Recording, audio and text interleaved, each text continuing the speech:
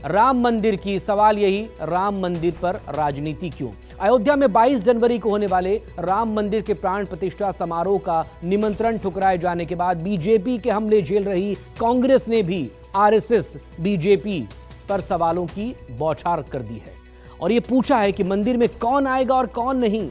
ये बताने वाले आप कौन हैं? प्राण प्रतिष्ठा में वीवीआईपी एंट्री लगाने वाले आप कौन हैं? कैमरों की फौज लेकर आधी अधूरी प्राण प्रतिष्ठा करने वाले आप कौन हैं? विज्ञापन में भगवान राम को उंगली पकड़ाकर चलाने वाले आप कौन हैं? क्या आप भगवान से ऊपर हैं?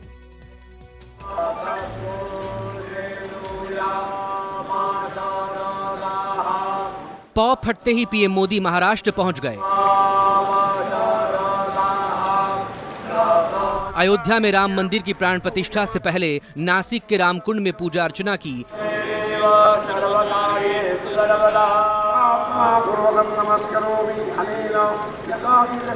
कालाराम मंदिर में पूजा अर्चना के बाद मंदिर में वाद्य यंत्र भी बजाया और फर्श पर पोछा लगाकर स्वच्छता का संदेश भी दे दिया। मैंने आह्वान किया था कि जनवरी तक हम सभी 22 जनवरी तक हम सभी देश के तीर्थ स्थानों की, मंदिरों की साफ सफाई करें, स्वच्छता का अभियान चलाएं।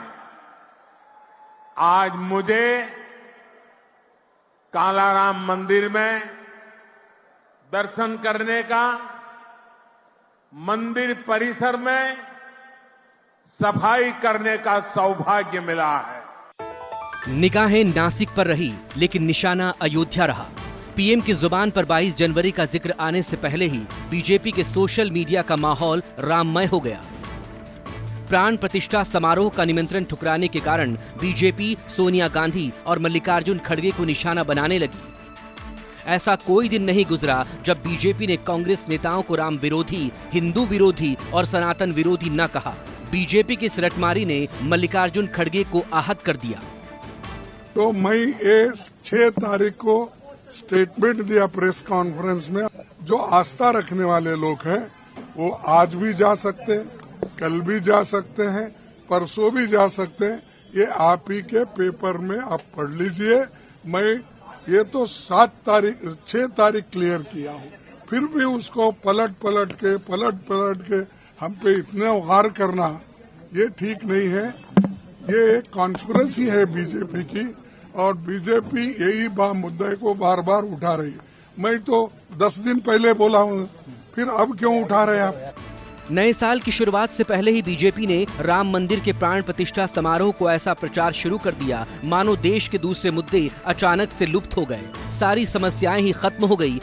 बीजेपी नेता लगातार लोगों को पूजा पाठ के नियम बताने लगे, कब कितना दिया जलाना है ये भी समझाने लगे। लेकिन 4 समारोह पर 4 शंकराचार्यों के सवाल के बाद विपक्ष को भी सत्ता पर हमले का हथियार मिल गया। कांग्रेस प्रवक्ताओं की पलटन ने बीजेपी के खिलाफ हल्ला बोल दिया। आप भंडारे का आयोजन अपने गांव में करिए, हर गरीब को खिलाइए, हर जरूरतमंद को खिलाइए, गांव वालों को खिलाइए, कपड़े ऊनी वस्त्र वितरण करिए।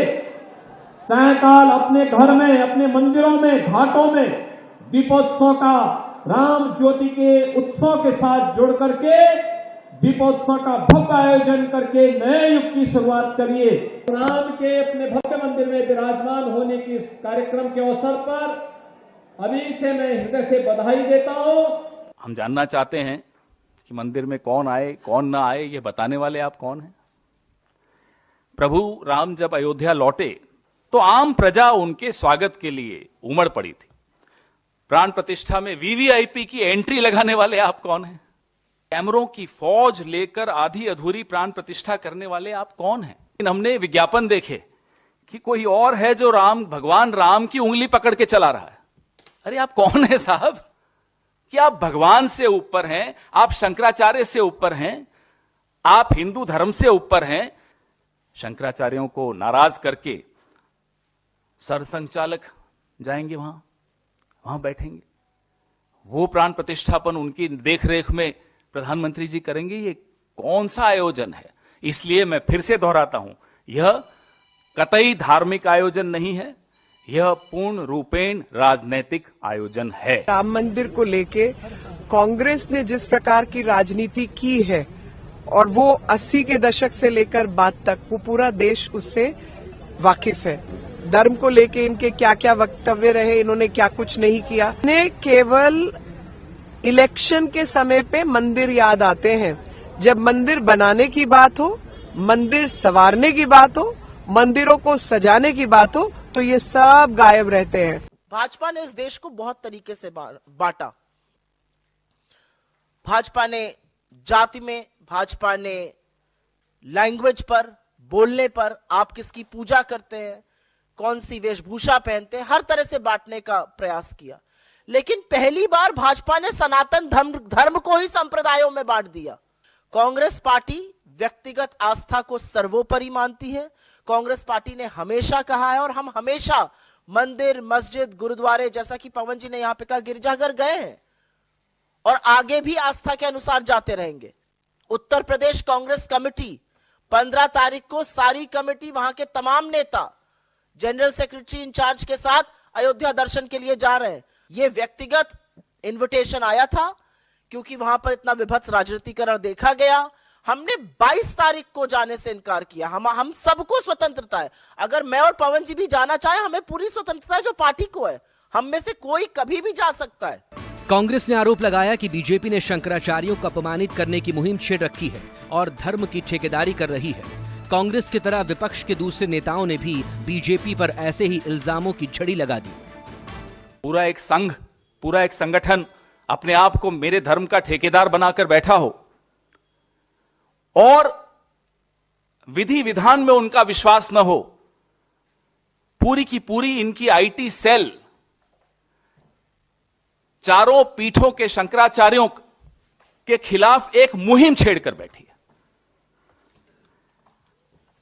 इस पूरे प्रायोजन में, इस पूरे आयोजन में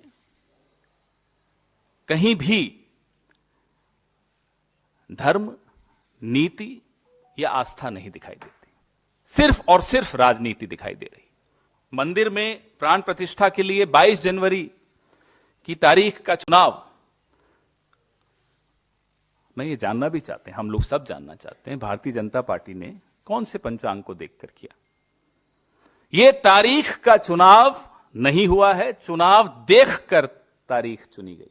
एक आदमी के राजनीतिक तमाशे के लिए हम अपने भगवान और अपनी आस्था के साथ खिलवाड़ होते हुए कैसे देख सकते हैं? करोड़ों भक्तों की जिसमें आस्था और विश्वास जुड़ा हुआ हो, उसमें कोई सरकारी दखलंदाजी, कोई राजनीतिक दखलंदाजी मुझे नहीं लगता कि कोई भी भक्त बर्दाश्त करेगा। भगवान राम पूरे देश के भगवान है और हम सबको एक इतनी बड़ी चीज होने जा रही है, हम सबको इसमें पार्टिसिपेट करना चाहिए, हम सब को इससे उत्साहित होना चाहिए और हम सबको कहीं ना कहीं 22 तारीख को अपने घर में एक दिया जलाना चाहिए, क्योंकि भगवान राम जिस तरीके से भगवान राम ने अपने आदर्शों पे अपनी जिंदगी जी और उस तरीके से पूरे देशवासियों को अपनी जिंदगी जीनी चाहिए। धर्म व्यक्तिगत आस्था का विषय है तो उसका इतना विभत्स राजनीतिकरण क्यों किया जा रहा है?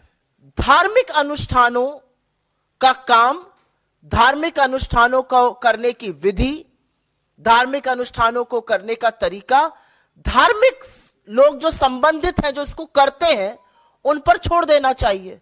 जब हिंदू धर्म के सर्वोच्च 4 ज्ञानी जिनको बोला जाता है, जो 4 शंकराचार्य हैं, जब उन्होंने निर्णय लिया कि वो अयोध्या नहीं जाएंगे, रामराज में तो नहीं है कि आदिवासी के सिर पर आप पेशाब करिए।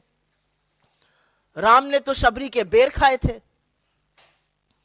तो असलियत यह है कि धार्मिक अनुष्ठानों का काम जो हमारे साधु संत समाज, हमारे शंकराचार्यों को करना चाहिए, वो अब भाजपा ने उसका बीड़ा उठा लिया है। तो उससे लोग आहत हैं, आक्रोशित हैं, लेकिन वो लोग आपको टीवी पर नहीं दिखाई देंगे। भगवान राम पूरे देश के हैं,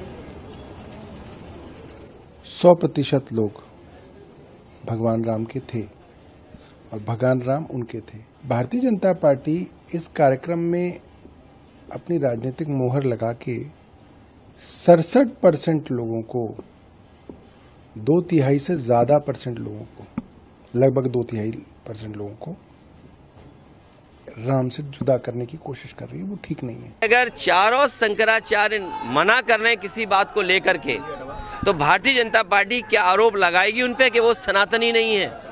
जो आरोप विपक्ष के नेताओं पे लगा रहे हैं, इनका बस चले तो हमारे जो पूजनीय सम्मानित जो शंकराचार्य जी हैं उन पे भी आरोप लगा सकते हैं। आप जाइए ना, आपको जाने के लिए कोई मना नहीं किया।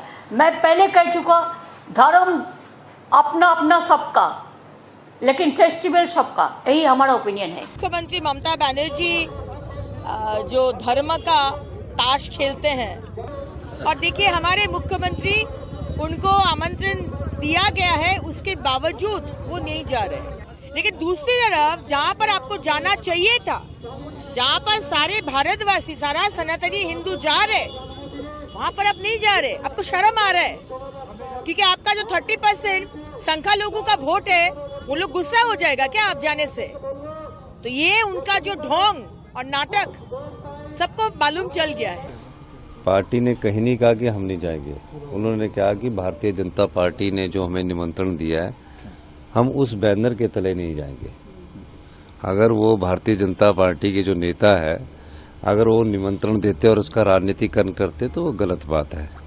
हम लोग तो सुबह सुबह उठ के राम की पूजा करते हैं, शाम को फिर धूप जलाते हैं। तो इस प्रकार के राजनीतिक चुनावों के समय इस प्रकार की राजनीति होती है। सबसे पहले सीपीआईएम महासचिव सीताराम येचुरी ने 22 जनवरी को होने वाले राम मंदिर के प्राण प्रतिष्ठा समारोह के बहिष्कार का खुला ऐलान किया, जिसके बाद टीएमसी मुखिया और पश्चिम बंगाल की मुख्यमंत्री ममता बनर्जी ने भी इसे बीजेपी की नौटंकी बता दिया।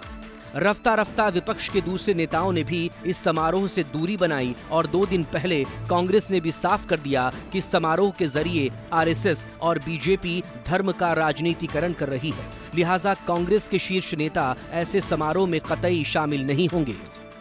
ऋषिकेश कुमार, दिल्ली,